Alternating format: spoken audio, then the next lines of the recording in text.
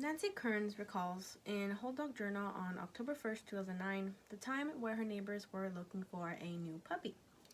They had asked Nancy for her help, and she had told them if they look at different rescues or animal shelters where they were living, and they told her yes, but they wanted a specific dog breed, which was a miniature poodle, a specific color, which was apricot, and they specifically wanted a puppy, not an older dog. Nancy knew that they would eventually have to go looking at different breeders, so she tried to educate them on the dangers of getting a puppy from a puppy mill. After a couple weeks, Nancy had been told that they found a breeder and they were going to pick up their puppy at the airport the next day. But only after a few hours of having their puppy, they found that she had spiked a fever and she had gone listless. They took her to the vet, and the vet had suggested that the puppy was closer to 5 weeks old than to 8 weeks, and they had pneumonia.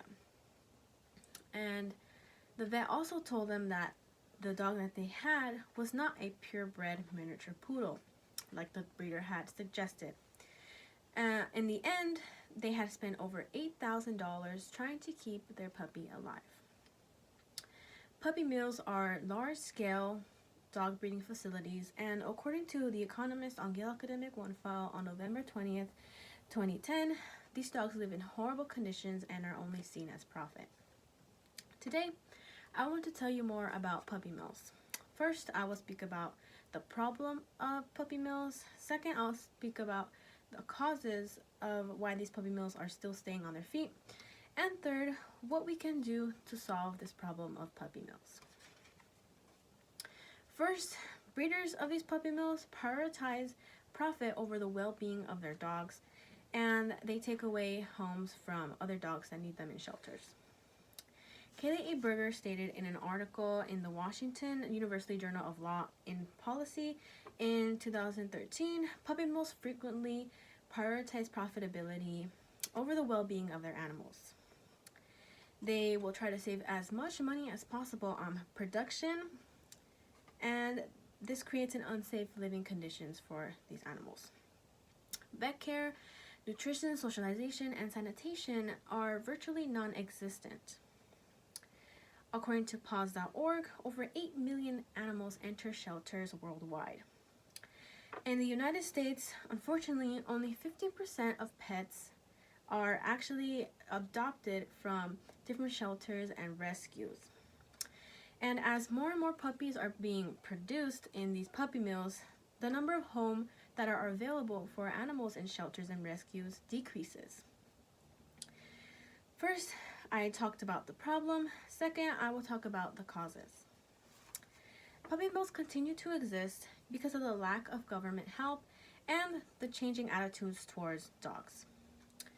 Pamela H. Sachs describes in an article on Yale Academic One File that the U.S. Department of Agriculture is in charge of how animals are bred and shipped off in the United States. The USDA does monitor these breeders, but they do not have enough money to actually do their job in actually regulating these breeders, so these puppy mills exist either way. And the government does not really care what happens to these animals. They don't care what happens. They don't care how they are treated, even though there are laws against animal cruelty.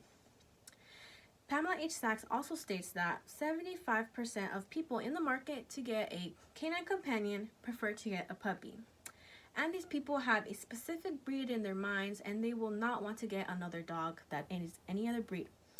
So when they do find this dog that they want, they don't do their research on where they're getting it from and how they are treated in these breeding facilities, or whether they're puppy mills or not.